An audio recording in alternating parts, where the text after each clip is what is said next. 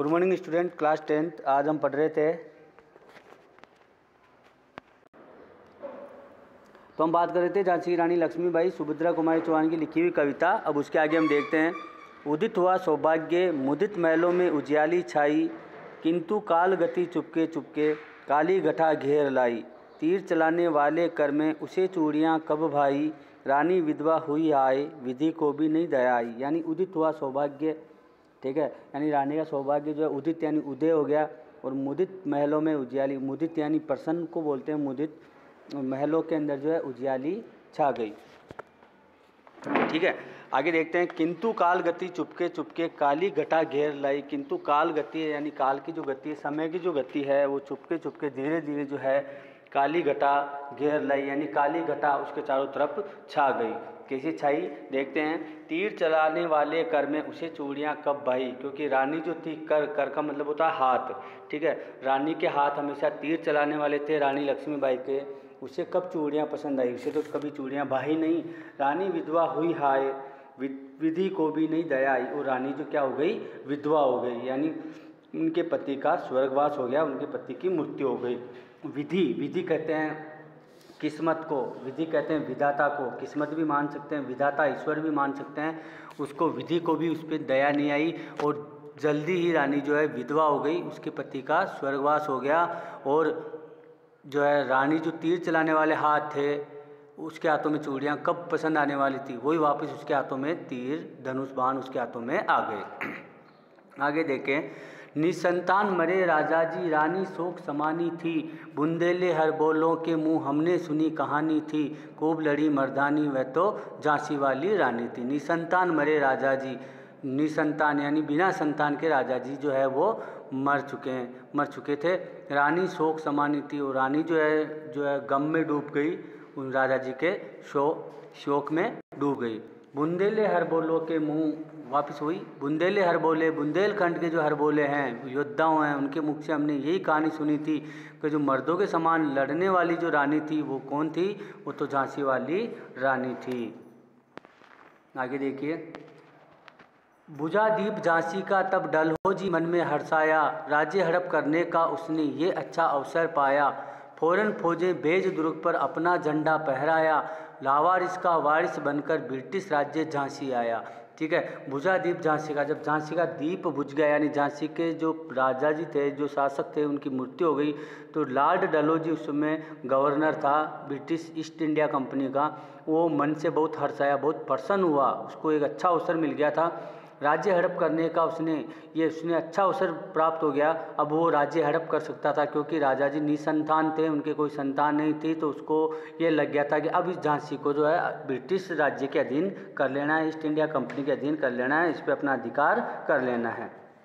ठीक है, फौरन फौजें भेज दुर्ग पर, और तुरंत उसने दुर्ग पे अपनी फौजें भेज दी, और ब्रिटिश झंडा वहाँ पे लहरा दिया। कहाँ पर, झांसी में। लावारिस का वारिस बनकर, जहाँ लावारिस था, जिनका कोई वारिस नहीं था, झांसी का कोई वारिस नहीं था, तो ब्रिटिश राज्य था, वो वहाँ का वारिस यानी वहाँ का आधिपत्य उसने जो है अपने अधीन कर लिया, और झांसी को अपने अधीन करके उन्होंने वहाँ अपना झंडा फहरा दिया। आगे देखिए। अश्रुपूर्ण रानी ने देखा झांसी हुई वीरानी थी, बुंदेले हर बोलों के मुँह हमने सुनी कहानी थी, खूब लड़ी मर्दानी वह तो झांसी वाली रानी थी। अश्रुपूर्ण, और आँखों में आंसू भरते हुए रानी ने देखा कि उसकी झांसी जो अब धीरे धीरे बेगानी हो रही है। ठीक है, यानी बेरानी का मतलब होता है कि जिनको कोई संभालने वाला नहीं हो, यानी झांसी धीरे धीरे जो है ऐसा लगने लगा झांसी पर जो है उसका बिल्कुल अधिकार नहीं रहा, बेरानी हो चुकी है, बेगानी हो चुकी है। क्योंकि बुंदेलखंड के योद्धाओं के मुख से हमने यही कहानी सुनी थी कि खूब लड़ी मर्दानी वह तो झांसी वाली रानी थी। जो खूब लड़ी, मर्दों के समान लड़ने वाली रानी कौन थी, झांसी की रानी थी। आगे देखिए।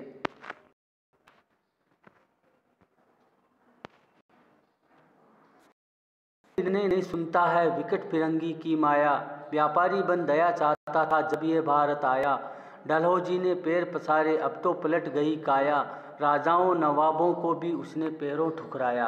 और अनुनय विनय यानी जो है मतलब क्षमा याचना करना, अनुनय विनय करना, प्रार्थना करना। लेकिन अब ये फिरंगी जो थे, अंग्रेज़ थे, अब ये इनकी माया इतनी फैल चुकी थी कि ये किसी के मतलब थोड़े बहुत किसी की प्रार्थना स्वीकार नहीं करते थे। जो अंग्रेज़ व्यापारी बनकर यहाँ पे आए थे, जो व्यापारी बनकर यहाँ भारतीय शासकों की दया चाहते थे, वही अंग्रेज़ उन डलहौजी ने अब चारों तरफ अपने पैर पसार दिए थे, क्योंकि अब तो उनकी काया पलट चुकी थी। क्योंकि अब तो धीरे धीरे जो है उन्होंने भारत पर अपना कब्जा करना शुरू कर दिया था। और उन्होंने लाल डलहौजी जो गवर्नर था उस समय का, उसने राजाओं, नवाबों, बड़े बड़े नवाबों को भी उसने अपने पैरों तले ठुकरा दिया था, यानी पैरों तले कुचल दिया था। यानी अंग्रेजों ने अपनी राज्य हड़प नीति के बल पर, कूटनीति के बल पर, धोखेबाजी और स्वार्थ के बल पर, संधि समझौतों के बल पर उन्होंने राजाओं, शासकों को अपने अधीन कर लिया था। और जिस राजा की कोई संतान नहीं होती थी उसको ब्रिटिश राज्य का अंग मान लिया जाता था और उसको ब्रिटिश राज्य में शामिल कर लिया जाता था। ठीक है, आगे देखिए। रानी दासी बनी ये दासी अब महारानी, बुंदेले हर बोलों के मुँह हमने सुनी कहानी थी, खूब लड़ी मर्दानी वह तो झांसी वाली रानी थी। रानी दासी बनी ये दासी अब महारानी थी। और रानी जो है अब क्या बन चुकी थी? दासी बन चुकी थी। और दासी जो है अब महारानी बन चुकी थी। ठीक है, यानी अब उसकी स्थिति जो है, रानी लक्ष्मीबाई की स्थिति झांसी में बहुत दयनीय अवस्था में हो गई थी। यानी वो कुछ नहीं कर पा रही थी। राजा उसका जो था, उसका पति जो था वो जीवित नहीं था, निसंतान वो मर चुके थे। और झांसी पे अंग्रेज़ों ने अपना झंडा लहरा दिया था। और झांसी जो है अब अंग्रेज़ ब्रिटिश काउंसिल के अधीन हो चुका था। और वो पूरे जितने भी जो वहाँ पे झांसी में जो भी कानून या जो भी मतलब जो भी वहाँ का वातावरण, माहौल डलना था, वो अंग्रेज़ों के अनुरूप ही डलना था। तो बुंदेले हर बोलों के मुँह, और बुंदेलखंड के बुंदेले और हर बोलों, उनके मुख से हमने यही कहानी सुनी थी कि खूब लड़ी मर्दानी वह तो झांसी वाली रानी थी, जो कि खूब मर्दों के समान जिसने लड़ाई लड़ी थी। आगे देखें।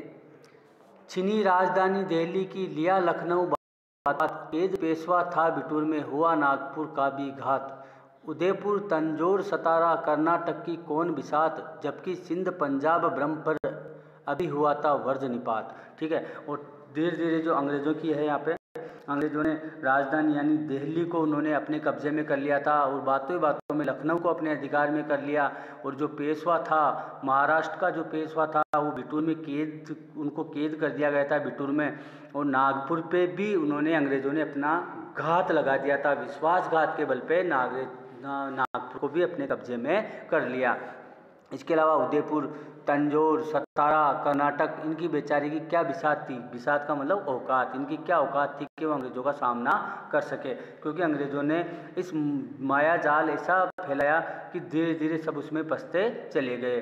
जबकि सिंध, इसके अलावा सिंध, पंजाब, ब्रह्म, इस पर भी अभी अभी वर्ज निपात हुआ था। और इस पर भी धीरे धीरे उन्होंने अपना कब्जा कर लिया था। वज्र निपात का मतलब होता है, यानी उस पर भी अभी ही हाल ही में उस पर भी उन्होंने अधिकार कर लिया था। वज्र के समान, वज्र यानी कठोर को कहते हैं, निपात यानी आपत, वहाँ पर भी आपत आ चुकी थी। ठीक है, तो वहाँ पर भी उन्होंने अंग्रेज़ों ने अपना कब्जा कर लिया था। जब उदयपुर, तंजौर, सतारा, कर्नाटक, इनकी बेचारों की औकात नहीं थी, तो ये छोटे छोटे जो शासक थे, जो सामंत थे, जागीरदार थे, उनकी तो बेचारों की औकात ही क्या थी। आगे देखें। बंगाल, मद्रास आदि की भी तो यही कहानी थी, बुंदेले हर बोलों के मुँह हमने सुनी कहानी थी, खूब लड़ी मर्दानी वह तो झांसी वाली रानी थी। उसके अलावा बंगाल, मद्रास आदि जो प्रांत थे, उनकी भी यही कहानी थी। क्योंकि बुंदेलखंड के बुंदोलों के मुँह से हमने एक कहानी सुनी थी, और वो कहानी यह थी कि मर्दों के समान लड़ने वाली जो रानी थी, वो झांसी की रानी थी, जिसका नाम लक्ष्मीबाई था। ठीक है, आगे देखें। रानी रोई रनिवासों में, बेगम गम से थी बेजार, उसके गहने कपड़े बिकते थे कलकत्ते के बाजार। सरे आम नीलाम छापते थे अंग्रेज़ों के अखबार, नागपुर के जेवर ले लो, लखनऊ के नौलखा हार। ठीक है, रानी रोई और रानी रनिवासों में जो रानियों के आवास होते हैं, महल होते हैं, रानी वहाँ पे रोती थी। और बेगम गम से थी बेजार, और बेगम जो थी यानी उनकी जो बेगमें थी, दिल्ली की, हैदराबाद की, लखनऊ की, वो बेजार थी, यानी उसको कुछ भी नहीं कर पा रही थी। ठीक है, बेजार थी। बेजार यानी बिल्कुल हम बोले उसको, यानी जिसके हाथ में कुछ भी नहीं हो, ठीक है। गम में डूबी हुई थी, दुख में डूबी हुई थी। और उनके गहने, रानियों के, बेगमों के जो गहने, कपड़े, महंगे महंगे कपड़े कलकत्ते के बाज़ारों में बिकते थे, सरेआम बिकते थे। सरेआम जो है अखबारों में, अंग्रेज़ों के अखबारों में नीलाम छपते थे, नीलामी होती थी उनकी। और अखबार की जो हेडिंग होती थी, नागपुर के जेवर ले लो, लखनऊ के जो बेगमें थी मुस्लिम शासकों की, उनके नौलखे हार जो होते हैं, उनको नौलखा हार बोलते हैं, गले में पहना जाता है, उनकी सरेआम नीलामी हो रही थी। अंग्रेज़ों के अखबार के माध्यम से सरेआम उनकी नीलामियाँ की जा रही थी। कोलकाता के बाज़ारों में ये खबरें आए दिन छपती थी कि नागपुर के जेवर या लखनऊ के नौलखा हार, उनकी नीलामियाँ होती थी। बड़े सेठ साहूकार उनको जो है मुँह मांगी कीमत पर वो खरीद रहे थे। और वो सारा का सारा पैसा जो है किसके पास जमा हो रहा था? अंग्रेज़ों के पास जमा हो रहा था। अंग्रेज़ वहाँ से लाते, उनको बेचते, वो हमारा यहीं का भारत का ही पैसा, भारत का ही सोना चांदी बेचकर यहीं से पैसे लेकर वो अपना खजाना भर रहे थे। ठीक है, आगे देखें। यूँ पर्दे की इज्जत पर देसी के हाथ बिकानी थी, बुंदेले हर बोलों के मुँह हमने सुनी कहानी थी, खूब लड़ी मर्दानी वह तो झांसी वाली रानी थी। यूँ पर्दे की इज्जत पर देसी के हाथ बिकाने थी। यूँ हमारी जो पर्दे की इज्जत जो थी, हमारी जो पर्दे में रहने की जो इज्जत चल रही थी, अब वो देसी के हाथ बिकानी थी। यहाँ के जो लोगों के हाथों वो बिक रही थी, क्योंकि जो यहाँ के जो लोग थे वही ये सामान नागपुर के, लखनऊ के, सतारा, बिठूर, उदयपुर, तंजौर, झांसी, यहाँ के जो नीलाम हो रही थी वो यहीं के लोग खरीद रहे थे। और उनको मुँह मांगी रकम अंग्रेज़ों को मिल रही थी, तो ये इन्हीं के हाथों बिकनी थी। बुंदेले हर बोलों के मुँह हमने यही कहानी सुनी थी कि खूब लड़ी मर्दानी, वो तो मर्दों के समान जो लड़ने वाली रानी थी, वो कौन थी? वो झांसी की रानी लक्ष्मीबाई थी, जिसका नाम झांसी की रानी लक्ष्मीबाई था। ठीक है, आगे देखिए। कुटिया की विषम वेदना, महलों में आहत अपमान, वीर सैनिकों के मन में था अपने पुरखों का अभिमान। नाना धुंधु पंत पेशवा जुटा रहा था सब सामान, बहन छबीली ने रणचंडी का कर दिया प्रकट आह्वान। कुटिया में थी विषम वेदना, महलों में आहत अपमान, और कुटियाओं में जो कुटियाएँ थी उनमें विषम वेदनाएं फैली हुई थी, और महलों में अपमान जो आहत हो रहा था, यानी महलों की जो रानियाँ थी उनको अपमानित किया जा रहा था, वो आहत थी, वो घायल थी। वीर सैनिकों के मन में था, और वीर जो सैनिक थे, इन सभी जो प्रांतों से सैनिक जो इससे संबंधित थे, उनके मन में अपने पुरखों कहते हैं पहले वंश को, अपने जो वंशों का, अपने दादा परदादाओं का अभिमान, उनका जो गर्व, उनका जो उनके प्रति जो स्वामी भक्ति अभी भी मौजूद थी, वो अंदर ही अंदर जल रहे थे। लेकिन अंग्रेज़ों का सामना करने की और ज्वालामुखी को फटने का इंतज़ार था, लेकिन एक आवश्यकता थी और वो आवश्यकता थी कि ज्वालामुखी बन चुका था, बारूद का ढेर बन चुका था, बस एक तीली जलाने की आवश्यकता थी। ठीक है, तो चारों तरफ आग में सब जल रहे थे। रानियों का जो है अपमान हो रहा था, बेगमों को अपमान हो रहा था, सैनिकों के मन में था कि वो अपने पुरखों का जो है ऋण नहीं उतार पा रहे हैं, जिन पुरखों ने अपने आज़ादी के लिए, स्वतंत्रता के लिए अपना सब कुछ बलिदान कर दिया, आज वही अंग्रेज़ उनका सब कुछ लूट रहे थे। नाना धुंधुपत पेशवा जुटा रहा था सब सामान। इसके अलावा नाना धुंधुपत पेशवा, ये जितने भी शासक थे, ये धीरे धीरे सब सामान जुटा रहे थे, यानी वापस अंग्रेज़ों से दो दो हाथ करने के लिए तैयार हो रहे थे, उनसे लोहा लेने के लिए तैयार हो रहे थे। बहन छबीली ने रणचंडी का कर दिया प्रकट आह्वान। और बहन छबीली, छबीली कौन, किसको कहा गया है यहाँ पे? रानी लक्ष्मीबाई को बहन छबीली, जिसने रणचंडी का कर दिया, उन्होंने भी युद्ध भूमि में उतरने का आह्वान कर दिया, उन्होंने भी ऐलान कर दिया कि वो युद्ध भूमि में उतरने के लिए तैयार है। ठीक है, आगे देखिए साहब। हुआ यज्ञ प्रारंभ, उन्हें तो सोई ज्योति जगानी थी, बुंदेले हर बोलों के मुँह हमने सुनी कहानी थी, खूब लड़ी मर्दानी, वह तो झांसी वाली रानी थी। और हुआ यज्ञ प्रारंभ, उन्हें तो सोई ज्योति जगानी थी। जब यज्ञ प्रारंभ हुआ, बस यज्ञ ही प्रारंभ होना था, क्योंकि जो सबके मन में ज्योति समाई हुई थी उस ज्योति को जगाना था, अंदर की धधकती ज्वाला को बाहर निकालना था और अंग्रेज़ों से एक बार मुकाबला करने के लिए तैयार होना था। लेकिन बात ये हो रही थी कि इसकी शुरुआत कौन करे, ठीक है। और रानी लक्ष्मीबाई ने भी रणचंडी यानी युद्ध भूमि के मैदान में उतरने का आह्वान कर दिया था। उसने भी जनता से आह्वान कर दिया और ऐलान कर दिया कि वो अंग्रेज़ों को या फिरंगियों को यहाँ से भगाएगी, भारत से भगाएगी। आगे जो बुंदेलखंड के हर बोले हैं योद्धा है, हर व्यक्ति के मुँह से एक ही कहानी हमने सुनी थी कि खूब लड़ी, मर्दों के समान लड़ने वाली जो रानी थी वो कौन थी? वो झांसी की रानी लक्ष्मीबाई थी, जो मर्दों के समान युद्ध भूमि में अपना जो है जलवा उसने दिखाया था। तो ये था हमारा, आज के लिए हम इतना ही पढ़ेंगे। झांसी की रानी लक्ष्मीबाई सुभद्रा कुमारी चौहान की लिखी हुई कविता रानी लक्ष्मीबाई के बारे में। 1857 की क्रांति में रानी लक्ष्मीबाई झांसी की जो थी उसने अंग्रेज़ों से लोहा लिया था।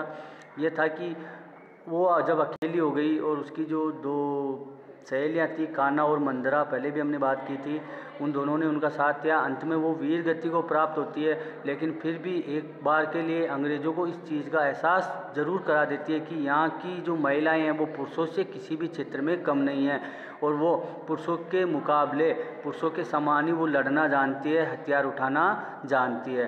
अंग्रेज़ों को इस चीज़ का एहसास हो गया था, ठीक है। तो 1857 से रिलेटेड और भी बहुत सारी बातें हुई है, क्या क्या हुआ था हम बात करेंगे अगले वीडियो में। आज के लिए इतना ही काफ़ी। इसको वापस आपको तरीके से पढ़ना है, देखना है, एक बार पीछे देख लीजिए, कोई चीज़ समझ में नहीं आई तो उसको आप वापस समझिए। जो वॉइस रिकॉर्डर से भेजा हुआ है मेरी आवाज़, मुझे आशा है कि आपको समझ में आ रही होगी। इसके अलावा ईयरफोन लगा के आप आवाज़ सुन सकते हैं और पीछे के जो है पॉज करके आप वीडियो को देख सकते हैं। कोई शब्द आपको समझ में नहीं आया, कोई वर्ड ऐसा हो जो आपका उसका अर्थ कठिन लग रहा हो, तो आप मुझे व्हाट्सएप के माध्यम से पूछ सकते हैं, ठीक है। ओके, धन्यवाद। स्वास्थ्य का ध्यान रखिए, पढ़ते रहिए। Good bye.